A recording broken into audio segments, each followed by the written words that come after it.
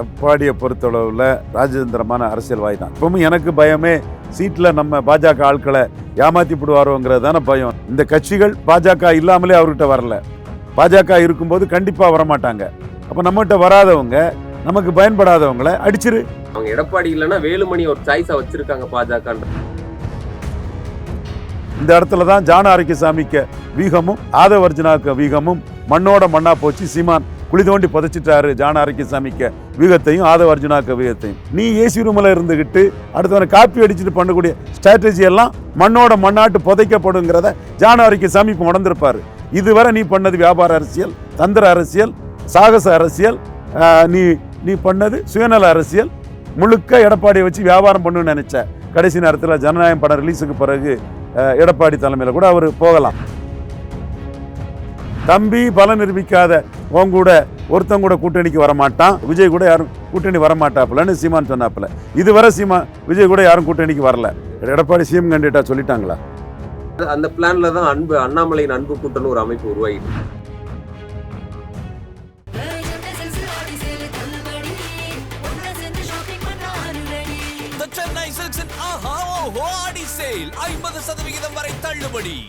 Saubhagya home and kitchen appliances. Kumudam நேயர்களுக்கு வணக்கம். நான் உங்கள் இளையராஜா. இன்று நம்மோடு சிறப்பு விருந்தினராக அரசியல் திறனாய்வாளர் ரவீந்திரன் துரைசாமி அவர்கள் நம்மோடு இணைந்துள்ளார். அவரை நிகழ்ச்சிக்கு வரவேற்போம். வணக்கம் சார். வணக்கம் இளையராஜா. இப்போ அந்த சுற்றுப்பயணத்துல திமுக ஆட்சி மீது குறித்து விமர்சனம் வைக்கிறதுன்றது சரி, ஆனா அந்த கூட்டணி குறித்து அவர் விமர்சனம் வைக்கும் போது சிபிஐ காணும், சண்முகம் சொல்லக்கூடிய இதெல்லாம் இன்னும் நிறைவேற்றப்படாமல் இருக்கு, திருமாவளவனுக்கு இன்னும் அந்த கூட்டணி ஆட்சியில் அவருக்கு அதில் ஆசையெல்லாம் இருக்கு, இன்னும் அதை வந்து கண்டுக்க மாட்டாங்க, இந்த மாதிரி டோன்ல பேசுறது அங்கிருந்து ஏதாவது அந்த கூட்டணியை உடைக்கவோ அங்கிருந்து ஒரு கூட்டணியில இருந்து ஒரு கட்சியை ஒரு இணைக்கிற மாதிரியோ தெரியலையே. அதை தாண்டி இது வந்து எங்களுடைய பாஜக அதிமுக கூட்டணி இயற்கையான கூட்டணின்னு சொல்றாரு. முத்தரசன் கடுமையான விமர்சனத்தை எல்லாம் வச்சிருக்காரு. நீங்க கொண்டு போய் பாஜக கிட்ட கட்சி அடமானம் வச்சுட்டு எங்களை நீங்க இப்படி பேசலாமான்ற மாதிரியான விமர்சனத்தையும் இந்த பக்கத்துல இருந்து பார்க்க முடியுது. இது எந்த அளவுக்கு இது வந்து மக்கள் மத்தியில எடுபடும்? அவர் எடப்பாடியை பொறுத்தளவுல ராஜதந்திரமான அரசியல்வாதி தான். சும்மா கண்ணை மூடிட்டு அவரை ஏசரில் பண்ணக்கூடாது. இப்பவும் எனக்கு பயமே சீட்டில் நம்ம பாஜக ஆட்களை ஏமாற்றி விடுவாரோங்கிறது தானே பயம். நான் அதனால் பிஎம்ஓவையும் அண்ணாமலையும் கேசவநாயத்தையும் நம்பி நாம் அந்த இதுக்குள்ளே நாம் பண்ணிகிட்ருக்குறோம். அவர் தனக்கு என்ன கெயினுங்கிறதுல தெளிவாக இருப்பார். இந்த கட்சிகள் பாஜக இல்லாமலே அவர்கிட்ட வரல, பாஜக இருக்கும்போது கண்டிப்பாக வரமாட்டாங்க. அப்போ நம்மகிட்ட வராதவங்க, நமக்கு பயன்படாதவங்களை அடிச்சிரு. இப்போ விடுதலை சிறுத்தைகளை அடிக்கிறனால 4 தலித் சகோதரர் அல்லாத சகோதரர்கள் 4 பேர் அதில் சந்தோஷப்பட்டான்னா லாபம் தானே அவருக்கு. இல்லை, நம்ம யதார்த்தம் என்ன ஏன் சொல்கிறாருங்கிறத கரெக்டாக சொல்லி தான் நம்ம நிற்க முடியும். அந்த இடத்துல திருமாவளவன் விமர்சிக்காருன்னா திருமாவளவன் வெற்றியில் அந்த சமூகம் அல்லாதவர்கள் மத்தியில் ஒரு அதிருப்தி இருக்கும், அது கொங்கு மண்டலத்தில் இருக்கும். இவெல்லாம் வெற்றி பெறனா நிற்கானேன்னு இருக்கும். அதை நம்ம அறுவடை பண்ணணுங்கிற கணக்கை தான் அவர் போடுவாருங்கிறது நமக்கு தெரியும். அதே போல் நம்ம ஈரோடு கிழக்கில் இவருக்கு வந்து பரையர் சமூகத்தில் வாக்கு இல்லை, அருந்ததியரில் வாக்கு இல்லை, நாயுடுல வாக்கு இல்லை, செங்குந்தரில் வாக்கு இல்லைன்னு சொல்லும்போது இந்துன்னு சொன்னாதான் ஏதாவது பாஜக ரூட்டில் அந்த ஜாதிய முரண்பாடு, இவர் வெள்ளாள கவுண்டரு, தங்கமணி வெள்ளாள கவுண்டரு, வேலுமணி வெள்ளாள கவுண்டரு, வானதி வெள்ளாள கவுண்டரு, எம்ஆர் விஜயபாஸ்கர் வெள்ளாள கவுண்டரு, செங்கோட்டையண்ணன் வெள்ளாள கவுண்டரு, தம்பித்துறை வெள்ளாள கவுண்டரு, இவர் சிபி ராதாகிருஷ்ணன் வெள்ளாள கவுண்டரு, சதாசிவம் வெள்ளாள கவுண்டரு, அண்ணாமலை அவர் ஜாதிக்கு அப்பாற்பட்ட இந்த நாடாரெலாம் அவர் தலைவராக ஏற்றுக்கிறாங்க தமிழிசை பொன்னாரை விட. என்றாலும் அவர் ஜாதியில் வெள்ளாள கவுண்டர் தான். இப்படி வெள்ளாள கவுண்டர்களே குவிஞ்சு இருக்கக்கூடிய ஒரு அணிக்கு எதிராக பிற ஜாதிகள் ஈரோடு கிழக்கில் போனது மாதிரி ஜெனரல் எலெக்ஷனும் போலரைஸ் ஆகிட்டா அது சிக்கலுங்கிறதுக்காக அந்த அறநிலைத்துறை பணத்தை கிறிஸ்தவ முஸ்லீம்களுக்காக எப்படி செலவழிக்கலாங்கிற மாதிரி அர்த்தம், கோயில் பணத்தை கல்விக்கு எப்படி செலவழிக்கலாங்கிற மாதிரி வராரு. காரணம் இதுதான் பிரச்சனை. இன்னும் சொல்ல போனால் இது ரவீந்திரன் துரைசாமி டீமுக்கு தான் பதில் சொல்கிறாரு, ஆர்டி டீமுக்கு தான் பதில் சொல்கிறாரு. ஆர்டிங்கிறவன் ஒரு இன்ஸ்டியூஷன். என் கருத்தை கேட்டு பல ஜாதி சங்கங்கள், எண்ணற்ற இளைஞர்கள், தமிழ் பிராமணர்கள், முக்குலத்தோர்கள், தேவேந்திரகுல வேளாளர்கள், யாதவர்கள், செங்குந்தர்கள், வண்ணார், நாவிதர், பறையர்கள், பல சமூகங்கள் இருக்கிறாங்க. அவங்கெல்லாம் நான் பேசக்கூடிய ஜாதி அரசியலின் உண்மையை தெளிவாக பேசுகிறாங்க. நீங்கள் தான் சார் உண்மையாக கரெக்டாக பேசுகிறீங்கன்னு தெரியுது. அதை பொறுக்க முடியாமல் தான் எடப்பாடி தூண்டுதலில் சி சண்முகத்துக்கு வழக்கே நான் சந்திச்சுட்டு இருக்கிறேன். பட் நான் இதை மக்கள் மத்தியில் கொண்டு போகும்போது இதை எதிர்கொள்றதற்கு மாற்று வியூகத்தை அவர் எடுக்கத்தானே செய்வார். நான் காஸ்ட் கன்சால்டேஷனை மக்கள் மத்தியில் விழால கொன்ற ஆதிக்கம் அப்படின்னு நான் கொண்டு போகும்போது இவர் இந்து ஒற்றுமணி அதை கொண்டு போதானே செய்வார். அப்போ அவருக்கு ஜாதிய ரீதியாக ஜாதிய முரண்பாட்டில் கடும் எதிர்ப்பு இருக்குது. அதனால இந்து ஒற்றுமணி வராரு. அவரை கேசவனாஞ்சியும் அண்ணாமலை ரூட்டிலையும் பிஎம்ஓவும் மாநில தலைவர் நயனார் நாகேந்திரனும் 2 ரெட்டலைக்கு ஒரு தாமரையை இன்னைக்கு நயனார் இருக்காரு. அவர் மாநில தலைவர் காலத்தில் நயனார் வாங்கி சாதிக்கணும்னு நம்ம சொல்கிறோம். இதுல ஏற்கனவே அமித்ஷா அவர்கள் சொல்லியிருந்தது இங்க என்டிஏ கூட்டணி, தேசிய ஜனநாயக கூட்டணி ஆட்சி அமைக்கும்னு சொல்லியிருந்தாங்க. அதுக்கு அதிமுக தரப்புல இருந்து அப்படிலாம் இல்லைன்னு சொல்லிட்டு இருந்தாலும் வெளிப்படையாவே நாங்க ஆட்சியில பங்கெடுப்போம் அப்படின்றது சொன்னாரு. யார் முதல்வர்னு கேட்டதுக்கு எடப்பாடி பழனிசாமின்னு பேரை சொல்லாம அதிமுகவை சேர்ந்த ஒருவராகவும் இருப்பார்னு சொன்னதும் விமர்சிக்கப்பட்டது. இன்னும் சொல்ல போனா அவங்க எடப்பாடி இல்லைன்னா வேலுமணி ஒரு சாய்ஸா வச்சிருக்காங்க பாஜகன்றதும் சொல்லப்படுது. அதனாலதான் இப்ப எடப்பாடி அமித்ஷா சொல்லதையோ பாஜக மேலிட சொல்றதுக்கோ சரண்டர் ஆயிட்டாரு. அதனாலதான் SZ+ பாதுகாப்புலாம் கொடுத்துருக்காங்க. இப்ப இந்துத்துவ டோன்ல எல்லாம் பேசுறாரு அப்படின்ற ஒண்ணு சொல்றாங்க. அப்படி எதுவும் டீல் நடந்துச்சுதா டெல்லி மேலிடத்துல? இது குறித்து நான் தரவுகளோட சொல்றேன், எனக்கு கிடைச்ச தகவல் அடிப்படையில் சொல்றேன். எடப்பாடி 29 டிச் பண்ணிட்டு போயிடலாம், 24 பண்ண மாதிரி. நம்பகத்தன்மையற்றவருங்கிறதுக்கு மிகப்பெரிய உதாரணமாக இருக்கிறது ஐயா எடப்பாடி பழனிசாமி. அப்போ பாஜக ஏமாறாமல் இருக்கிறதுக்காக, மோடிஜி ஏமாறாமல் இருக்கிறதுக்காக ஓபிஎஸ்க்கு வழக்க கரெக்டாக பாஜக கையில் எடுத்து செயல்படுத்தணுங்கிற ஒரு கருத்தை நாம் சொல்லிட்டு தான் இருக்கிறோம். அது எடப்பாடி பழனிசாமி 4 வாரத்தில் முடிக்கணும்னாரு. அவர் 8 வாரம் 10 வாரம் ஆயிருக்கும்னு நினைக்கிறேன். அது அப்படியே இழுத்துட்டு தான் போயிட்டுருக்குது. பன்னீர்செல்வத்துக்கு ஒரு ராசி உண்டு. அவரை சசிகலா டீமெல்லாம் தூக்கி போட்ட பிறகும் கூட ஜெயலலிதா ஒரு கவுக்க மாட்டார் பரதமாரின்னு நம்பர் 2 வச்சுருந்தாங்க. பரப்பன அக்ரஹார சிறையில் கன்மிஷன்னார் குன்கா அடித்தார் ஒரு அடி. இந்த நாட்டில் நீதி நியாயமெல்லாம் ஒரு பிராமணருக்கும் ஒன்று தான், ஒரு யாதவ் மட்டும் இல்லை, ஒரு ஜாட்டு மட்டும் இல்லை, பிராமணரும் கன்வீட் ஆவார், எல்லாருக்குமான நாடுங்கிறத மைக்கேல் குன்காங்கிற ஒரு நேர்மைக்காக SN சின்ஹா, இந்திரா காந்தியை கன்வீட் பண்ண சின்ஹா மாதிரி இந்த குன்காவும் பாராட்டுக்குரிய ஒரு நேர்மையான ஒருத்தன் ஜெயலலிதாவை கன்வீட் பண்ணாப்புல.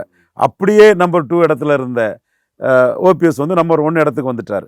ஓபிஎஸ் பார்வையில் அவங்க அம்மா கன்வீட் ஆனதில் இதாக இருக்கலாம், நமக்கு அது மேட்டர் இல்லைல்ல, நம்ம யதார்த்த அரசியல் தானே நம்ம சொல்ல முடியும்.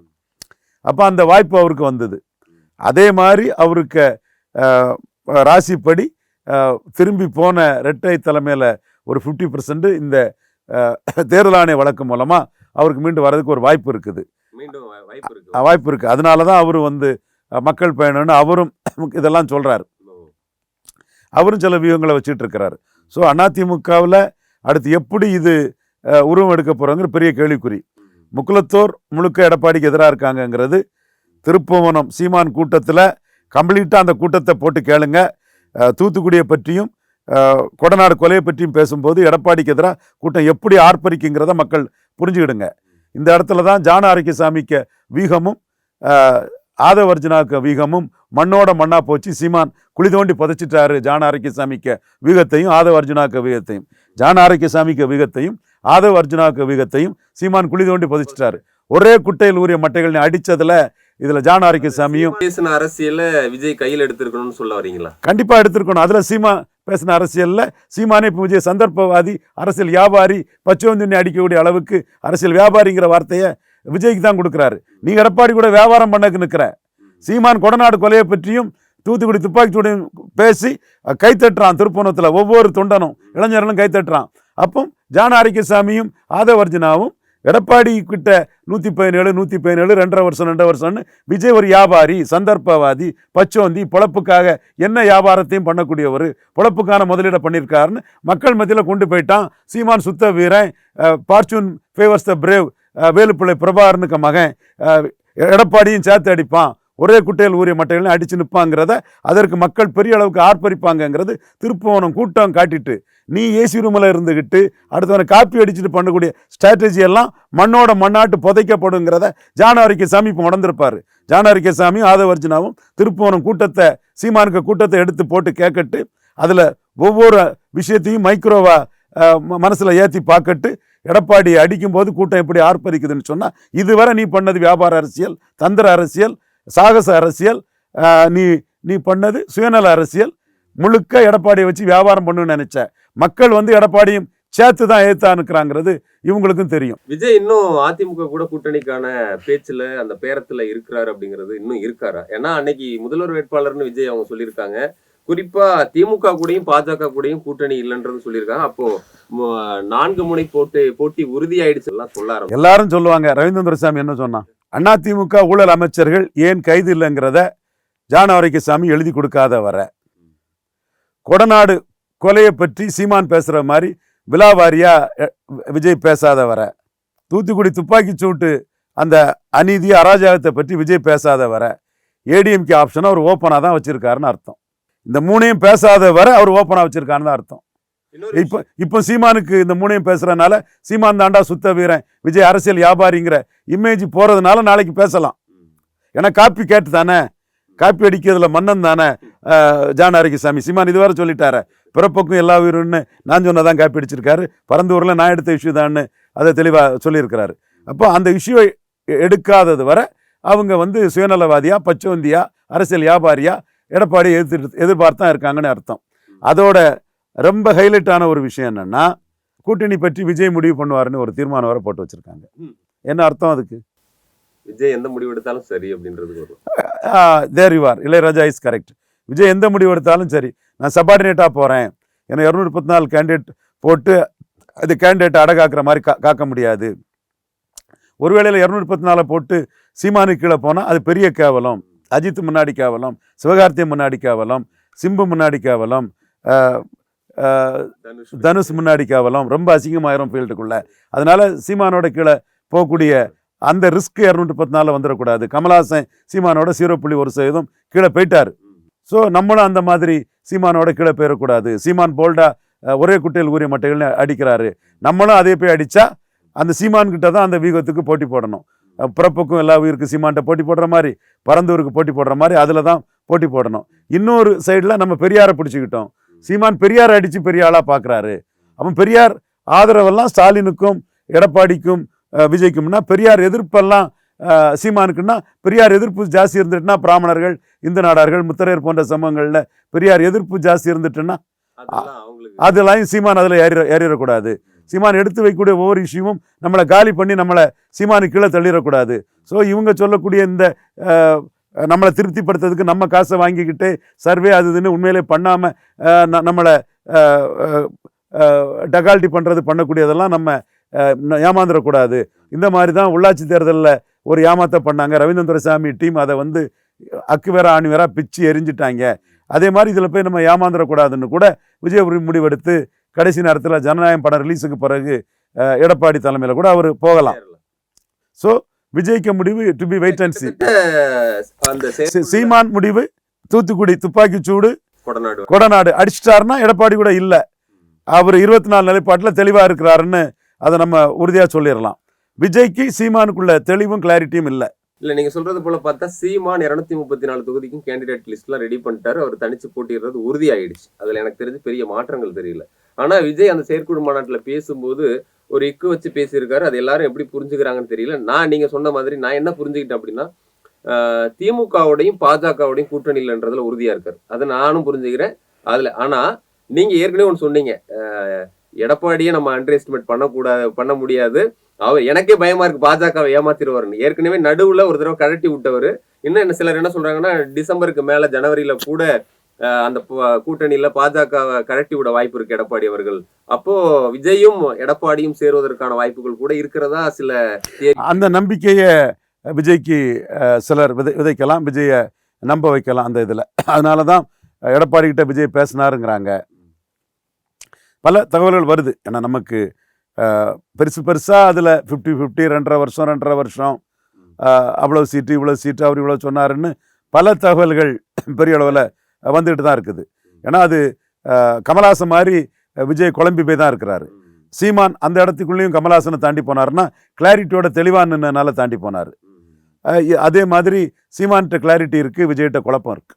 அது ஏதோ வச்சு புரிஞ்சுக்க முடியும். ஏற்கனவே ஆதவ அர்ஜுனா அவர்கள் இபிஎஸ் குறித்து ஒரு பேசுனதுக்கு விஜய் அவர்கள் கூப்பிட்டு கண்டிச்சு ஆதவ அர்ஜுனா மன்னிப்பு கேட்ட விவரத்தையும் நம்ம பேசியிருக்கோம். அது ஒண்ணு. அப்போ அதிமுக குறித்து எந்த ஒரு விமர்சனத்தையும் விஜய் அவர்கள் வைக்க மாட்டாரு. தொடர்ச்சியாக அவர் வந்து பாஜக திமுக எதிர்ப்பை தான் பேசிக்கிட்டு இருக்காரு, அதிமுக எதிர்ப்பை பேசல. இன்னும் சார் நீங்க சொல்ற மாதிரி 2.5 வருஷம் நீ சிஎம் 2.5 வருஷம் நான் சிஎம்ன்ற மாதிரி ஒரு டீல் ஒண்ணு ஆகும். இல்ல துணை முதல்வர் விஜய் கேட்கறதா கூட ஒண்ணு பேசிக்கிட்டு இருக்காங்க. இதுல எடப்பாடி தரப்புல கேபினெட்ல ஒரு 4 வரைக்கும் விஜய்க்கு தரோம், ஆனா துணை முதல்வர் தர முடியாது, இந்த வரைக்கும் பேச்சுவார்த்தை போயிட்டு இருக்கதா ஒரு தகவல் வருது. இது இறுதி கட்டமா ஒண்ணு வந்து அப்படி ஒரு கூட்டணியை அமையலான்ற மாதிரி பேசிட்டு இருக்காங்க.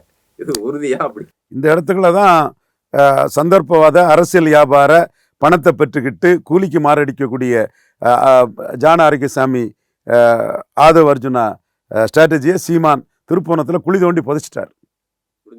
முடிஞ்சிட்டு புதைச்சிட்டான் சீமான். சார் என்ன கைத்தட்டு சார், கொடநாடு கொலையை பற்றியும் தூத்துக்குடி துப்பாக்கி சூடை பற்றியும் பேசும்போது நீங்கள் அதை பேசாதவனை மக்கள் உணர மாட்டானா? என்ன மக்கள் என்ன விஜய்க்கு மட்டும்தான் ரசிகம் இருக்கானா? ரஜினிகாந்துக்கு ரசிகம் இல்லையா? அஜித்துக்கு ரசிகம் இல்லையா? சிவகார்த்தியின் ரசிகம் இல்லையா? அவன் விஜய் சந்தர்ப்பவாதி அரசியல் வியாபாரி, சீமான் தான் சுத்த வீரங்கிறத மக்கள்கிட்ட சொல்ல மாட்டானா? வீட்டில் ஒரு ரசிகன் விஜய்க்கு இருந்தான்னா இன்னொரு ரசிகன் அஜித்துக்கு இருப்பான்ல. அஜித் ரசிகன் வீட்டில் அப்பா அம்மா கிட்டே விஜய் சந்தர்ப்பவாத அரசியல் வியாபாரி சரியில்லை, சீமான் அண்ணன் தான் மக்களோட நிற்கிறாரு, தெளிவாக ஒரே குட்டையில் ஊறிய மட்டைகள்னு திமுக அண்ணா திமுக சேர்த்து அடிக்கிறாரு, கொடநாடு கொலையை பற்றி அண்ணன் தான் பேசுறாருன்னு அவன் சொல்லத்தானே செய்வான். வாக்குகள் ஏறதான் செய்யும் அப்படின்னு கண்டிப்பா யாரும் அவர்கள் தனித்து நிற்கும் போது அது திமுக சாதகம்னு பலர் சொல்லும் போது என்ன சொல்றது, இது விஜய் அவர்கள் தனிச்சு நின்னா பல கட்சிகளோட வாக்குகளை பிரிக்க போறாரு. பர்டிகுலரா அது வந்து ஆன்டி டிஎம்கே ஓட்டை மட்டும் அவர் வந்து பிரிக்க போறது இல்ல, விசிகாவிலையும் ஓட்டு பிரியும், பாமகவிலையும் ஓட்டு பிரியும், பல கட்சிகள் நாம் தமிழர்லயும் ஓட்டு பிரியும்னு ஒன்று சொல்றாங்க. அப்படி இல்லாம அதிமுக தாவேக கூட்டணி அமைஞ்சா அது விஜய்க்கு என்ன மாதிரி இருக்கும்னு நினைக்கிறேன். அந்த பிரியுன்னு சொல்லக்கூடிய ஓட்டு இருக்குதுல்ல, அது கற்பனை, நிஜம் இல்லை. அந்த ஓட்டு நிஜத்துல சீமானுக்கு போகும். அதைத்தான் குழி தோண்டி புதைச்சிட்டாரு ஏசி ரூம் அரசியல் விற்பனர்களோட அந்த முட்டாள்தனமான மக்கள் உணர்வுக்கு எதிரான வியாபார அரசியல் உத்திய குழி தோண்டி புதைச்சிட்டாரு அரசியல் வியாபாரி நீன்னு எடப்பாடி அடிச்சு குழி தோண்டி புதைச்சிட்டாரு சீமான் திருப்போணத்துல. இதை விவரம் புரிஞ்சவங்க எடப்பாடிய சீமான் அடிக்கும்போது என்ன கைத்தட்டு விழுதுங்கிறத பார்த்தா அவங்களுக்கு புரியும். ஒருவேளை பவன் கல்யாண் ஃபார்முலாவை இங்க இப்போ உடனே யூஸ் பண்ணலாம்னு பாக்குறோம். வந்த உடனே நம்ம போயிட்டு ஒரு டெபியூட்டி சிஎம் அதுக்கு பலம் நிரூபிக்கணும். 20 சீட் வாங்கி 20 சீட் வின் பண்ணா கூட இது இவர் அன்டெஸ்டட் நாட் ப்ரூவ்டு. 50 சீட் வாங்கி ஒரு சீட்டும் சிவாஜி வின் பண்ணல. Untested not proved. சிவாஜி சந்தர்ப்பவாத அரசியல் வியாபாரம் பண்ணி ஒரு சீட்டும் வின் பண்ணல. ஜானகி ஓட்டெல்லாம் சிவாஜிக்கு டிரான்ஸ்ஃபர் ஆகலை. பவன் கல்யாணுக்கு ஓட் டிரான்ஸ்ஃபர் ஆச்சுன்னா அவர் ஓட்டை நிரூபித்தார். விஜயகாந்துக்கு ஓட் டிரான்ஸ்ஃபர் ஆச்சுன்னா விஜய் நிரூபித்தார். இதைத்தான் சீமான் சொன்னார். தம்பி பலம் நிரூபிக்காத உன் கூட ஒருத்தன் கூட கூட்டணிக்கு வரமாட்டான். விஜயகாந்த் கூட மக்கள் நல கூட்டணின்னு ஆள் வந்தானா கூட அவர் 8, 10, 5 ஓட்டை நிரூபித்தார், ஒரு கூட்டணி வந்தார். விஜய் கூட யாரும் கூட்டணி வரமாட்டாப்புலன்னு சீமான் சொன்னாப்புல. இதுவரை விஜய் கூட யாரும் கூட்டணிக்கு வரல. ஆனால் நானே சொல்கிறேன், அன்புமணியும் ஓபிஎஸும் ஆப்ஷனை ஓப்பன் பண்ணியிருக்காங்க. அன்புமணியும் ஓபிஎஸும் அதை நம்ம அந்த உண்மையை நம்ம சொல்லலைன்னா நான் ஆப்ஷனை ஓப்பன் பண்ணியிருக்காங்க. பிரியாரிட்டி விஜய் இல்லை, ஆப்ஷனை ஓப்பன் பண்ணியிருக்காங்க. பிரியாரிட்டி விஜயை காட்டி எடப்பாடி கிட்ட 35 எம்எல்ஏ ஒரு ராஜ்சபாணி வாங்குறது கூட அன்புமணிக்கு நோக்கமாக இருக்கலாம். ஏன்னா எடப்பாடிக்கு ஒரு 1 இயர் ஃபோல்ஸ் இல்லாமல் வட தமிழகத்தில் ஃபைட்டே கொடுக்க முடியாது. இப்போ நீங்க இதுல சொல்லும்போது பாஜக ரொம்ப தீவிரமா இருக்காங்க திமுகவுடைய ஆட்சி அகற்றுறதுல. எப்படியாவது தமிழகத்துல அவங்க வந்து ஆட்சியில பங்கெடுத்துக்கணுன்றதுல ரொம்ப தீவிரமா இருக்காங்க. இதுல எடப்பாடி என்ன பண்ண போறாருன்றது அவர் ஒரு மதில்கண் பூனையா தான் எல்லாருமே பார்த்துட்டு இருக்காங்க. நீங்க சொல்ற மாதிரி அவருடைய ட்ராக் ரெக்கார்ட்லாம் எடுத்து பார்த்தா கொஞ்சம் சந்தேகத்தோட தான் அவரை பார்த்துட்டு இருக்க ஒரு நிலைமையும் இருக்கு. இந்த ஒரு சூழ்நிலையில இப்ப நேற்றைக்கு பேசும்போது கூட என்டிஏ கூட்டணியில ஐஜேகே வரைக்கும்லாம் சொல்றாரு. ஆனா அமமுக பேரை சொல்ல மாட்டாரு. ஆனா அமமுக செயல் வீரர்கள் கூட்டம் மணப்பாறையில் நடந்தபோது அவர் இன்னும் அமித்ஷாவுக்கு ரொம்ப விசுவாசமா தான் அவர் பேசிக்கிட்டு இருக்காரு. ஒரு இன்க்ளூசிவா அந்த டிடிவி, சசிகலா, ஓபிஎஸ் இவங்களெல்லாம் இணைச்சி அமித்ஷா அவர்கள் ஒரு கூட்டணியை ஃபார்ம் பண்ணி முக்குளத்தோர் வாக்குகளை கொண்டு வந்து சேர்த்து ஒரு மாதிரி வெற்றியை பெற்று அதிமுக எடப்பாடியை வச்சுக்கிட்டு ஒரு ஆட்சியை பண்ணிருவாங்களா? பேசும்போது பாஜக பல மாநிலங்கள்ல கபலீகரம் பண்ணிருக்காங்க மாநில கட்சிகளை இது பண்ணிருக்காங்க. ஆனா அப்படி சொல்லும் போது நிதிஷ் மாதிரியான ஆட்களையும் சிஎம் ஆக்குனது பாஜக தான்ற ஒரு இதுவும் பார்வையும் இருக்கு. எடப்பாடி சிஎம் கேண்டிடேட்டா சொல்லிட்டாங்களா? இன்னும் சொல்லல. சீட் ஷேரிங் முடிச்சுட்டாங்களா? முடிக்கல. அது முடிஞ்ச முறை என்கிட்ட கேளுங்க. அதெல்லாம் அப்போ இன்னும் அது உறுதியா இல்லை. சீட் ஷேரிங் 10% ஓட்டு வரக்கூடிய அளவுக்கு வரலன்னா அந்த 18% ஓட்டில் எவ்வளோ டிரான்ஸ்ஃபர் ஆகுது, ஆர்டி டீம் அதை என்ன பண்ணிருதுங்கிறத நீங்கள் பாருங்க. நான் மோடிக்காக தான் இருக்கிறேன். நீங்கள் மோடி ஏமாத்துவீங்கன்னு தெரியும். அதை எப்படி நாங்கள் விட்டுற முடியும்? கழிஞ்ச தடவை நாடார் தொகுதி முன்னே டெபாசிட் இழக்க செய்வோம்னு சொன்னா இல்லையா? இழந்தாரா இல்லையா? இறந்தாரு. நாங்கள் வெறும் அரசியல் விமர்சகர்கள் எங்களை நினச்சிட்டு இருக்கீங்களோ? வெறும் அரசியல் விமர்சகர்கள்னு நினச்சிட்டு இருக்கீங்களோ? சொன்னமா இல்லையா 3 தொகுதியிலும் டெபாசிட் இழக்க வைப்போம்னு? வச்சமா இல்லையா? ஸோ அவர் சீட் ஷேரிங் முடியட்டும், அது பிறகு பார்க்கலாம். இப்ப நீங்க சொல்றது போல பாத்தீங்க அப்படின்னா எடப்பாடிக்கு பிளான் பி ஒன்னு இருக்கிற மாதிரி அப்படி ஒண்ணு நடந்தா எங்க நிறைய பிளான் இருக்குங்க. இதுவே எங்க பி சி டி எல்லாம் இதுவே எங்க ஆட்டத்துல எடப்பாடி விழுந்தது தாங்க. ஏன்னா பிஜேபி டெல்லி தலைமை எடப்பாடி ஒரு அடி விழுந்தாருன்னா இவங்க 3 அடி விழுந்துட்டாங்க. 20% ஓட்டு இல்லை. கம்யூனிஸ்ட் வந்து இது மோடி எதிர்ப்பை மேக்சிமைஸ் பண்ணுன்னு சொல்லும்போது மினிமைஸ் பண்ணதுக்கு 20% ஓட்டு கொண்டு வந்துட்டாங்க. எப்படி விழுந்தார் தெரியுமா? எடப்பாடிக்கு எதிராக டெல்லி பலத்தோட ஒரு அணியை கட்டமைச்சு 18% வாக்கெடுத்தவர் அண்ணாமலை. பல தொகுதிகளில் அவர் 3வது போக வச்சவர். சீமான் அவரை சில இடங்களில் 4வது போக வச்சிருக்கிறாரு பல செக்மெண்ட்களில். அப்போ மிகப்பெரிய அடி மக்களவையிலே வாங்கிட்டாரு எடப்பாடி பழனிசாமி. அவர் கூட இருந்த தேமுதிக இவருக்கு ஓட் டிரான்ஸ்ஃபரிங் கெப்பாசிட்டி இல்லை, சீட் கன்வெர்ட்டிங் கெப்பாசிட்டி இல்லை, இவரை வச்சு எம்எல்ஏ ஆக முடியும்னு மைக்ரோவா பார்த்து பிரேமலதா அம்மையார் வந்து கூட்டணி விட்டு வெளியேறிட்டாங்கன்னு சொல்லலாம். ஈக்குவிட்டிஷன்ஸ் காட்டுறாங்க. ஓபிஎஸ் இபிஎஸ் ஆப்ஷனா சொல்லி ஸ்டாலின்ட்ட போவனுக்குறாங்க. அடுத்து கிருஷ்ணசாமி வெளியேறிட்டார். முபாரக் தவிர யாரும் இல்லை. அப்ப அண்ணாமலை 18 நிதிஷ்குமார சிஎம்ஆ சொன்ன மாதிரி பிஎம்ஓ மோடி சீமான சிஎம்ஆ சொல்லிடுவாருங்கிற கருத்தை நான் சொல்றேன். எல்லா இடத்திலும் சொல்லிட்டேன். பிரியனுக்கெல்லாம் சசிகலா இதிலே குருமூர்த்தி சுப்பிரமணிய சாமி தென் இலகணேசெல்லாம் அடி வாங்கினது சோசியலிஸ்ட் பிரியனுக்கெல்லாம் தாங்க முடியல. தீயில மிதிச்ச மாதிரி அவ்வாவாணி மிதிக்கிறாரு. நம்ம கருத்தை தான் சொன்னல, பொன்ராதாசனும் அந்த இதெல்லாம் சொன்னோம். அதே வேளையில் நம்ம கருத்துக்கள் சில தவறும் ஆயிருக்கலாம், எல்லாருக்கும் அது இயல்பு தான். அப்போ இதில் ஜெயித்துருவானோன்னு பதற்றப்படுறாரு ஐயா எடப்பாடி பழனிசாமி. அந்த பதட்டம் சசிகலா விஷயத்தில் ரவீந்திரன் துரைசாமி ஆர்டி டீம் ஜெயித்தது மாதிரி இதுலேயும் ஜெயித்துருவானு பதட்டம் ஐயாவுக்கு வருது. அதுவரை பிஜேபியை என்னென்னலாம் திட்டினாரு. முபாரக்கு தவிர யாரும் கூட்டணியில் இல்லைங்கிறதும் அண்ணாமலை ஒரு அணி அமைக்கக்கூடிய கெப்பாசிட்டி உள்ள அண்ணாமலை சீமான நிதிஷ்குமார் மாதிரி முன்னிறுத்தி ஒரு அணி அமைச்சிருவாரோ ஆதாரம் எஸ்ஆர்எம் விழாவில் அண்ணாமலை சீமான பாராட்டினது. சீமான் காசு கொடுக்காம ஓட்டு வாங்குறாரு. அந்த பிளான்ல தான் அண்ணாமலையின் அன்பு கூட்டணி ஒரு அமைப்பு உருவாகிட்டு. அண்ணாமலை மோடிக்கு விசுவாசமா இருக்குன்னு தான் நான் எதிர்பார்க்கிறேன். நீங்க அதுக்குள்ள நான் இல்லை. அண்ணாமலை பெரிய அசட்டு, அண்ணாமலை பெரிய பிளஸ். பட் மோடிக்கு இதாக தான் இருக்கணும். அந்த அடிப்படையில் தான் மோடிக்கு பிளஸ்ன்னு தான் அண்ணாமலையை நாம பேசுறோம். நீங்க அது மற்றவங்கள்ட்ட கேட்டுங்க. ஸோ இதுக்கு அச்சப்பட்டு அவர் கூட்டணிக்குள்ள வந்துட்டார். அதனால இதுல இருந்து வெளியே போறதும் சாதாரண விஷயம் இல்லை. இதுக்கு முன்னாடி நீங்க பாத்தீங்கன்னா விஜயகாந்த் அவர்கள் 2006 234 தொகுதியும் தனிச்சு நின்று பெரிய வாக்கு சதவீதத்தை பெற்று அவரு தனியா வெற்றி பெற்று போனாரு. அதை ஒரு பெரிய வெற்றியா பார்த்தாங்க. ஆனா அதற்கு பிறகு கட்சி ஆரம்பிச்ச மக்கள் நீதி மையம்லாம் அவர் ஒரு கூட்டணி எல்லாம் வச்சு அது எப்படி அவரே தோற்று போனதெல்லாம் பார்த்துருக்கோம். விஜய் அவர்களும் இன்னும் வந்து அதிமுக விமர்சிக்கிறது தயக்கம், கூட்டணி பேரம் பேசிக்கிட்டு இருக்கிறது, இதையும் மக்கள் வந்து பார்த்துட்டு இருக்காங்க. இப்படி இருக்கும்போது இவரை இப்படி அன்புமணி ஓபிஎஸ் அப்படின்னு வைக்கக்கூடிய கூட்டணிய, ஏன்னா ஏற்கனவே 96 அது இன்னும் வரலங்க. வரதுக்கு முன்னாடி நீங்க அதை பற்றி பேசிட்டு இருக்கீங்க. அது என்ன மாதிரி எங்க வரலங்க அது இன்னும்.